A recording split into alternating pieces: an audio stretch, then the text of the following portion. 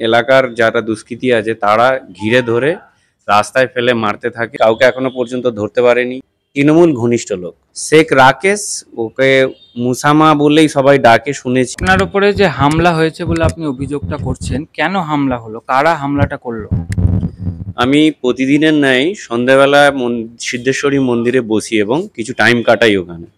তখন আমাদের দীপক সরকার বলে এক ভদ্রলোক, উনি ডেলি মাতৃ দর্শনে আসেন।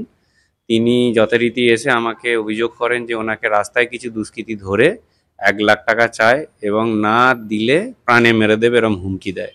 তো উনি কোনো ক্রমে ওখান থেকে বেরিয়ে এসে আমাদের মন্দিরে আমাদেরকে এই অভিযোগ জানায়।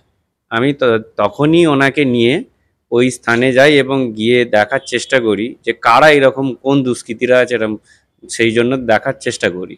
তখনই আমাকে এলাকার যারা দুষ্কৃতী আছে তারা ঘিরে ধরে রাস্তায় ফেলে মারতে থাকে এবং আমি ওখানে গুরুতর জখম হই। তারপরে স্থানীয় প্রশাসন এবং স্থানীয় লোকেরা আমাকে নিয়ে গিয়ে ব্যঞ্জন এরিয়ায় হসপিটালে চিকিৎসা করায়।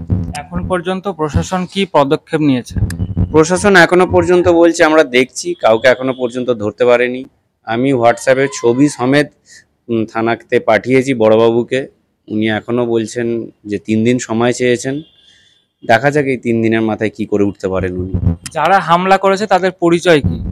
যারা হামলা করেছে তারা সবই সমাজবিরোধী এবং তৃণমূল ঘনিষ্ঠ লোক। তাদের নাম কি জানা গেছে? হ্যাঁ, নাম তো জানা গেছে এবং নাম আমি লিখিত আকারে জমা দিয়েছি। এবার দেখা যাক প্রশাসন তার পদক্ষেপ কি করে। যারা আক্রমণ করেছে আপনার উপরে তাদের নাম কি?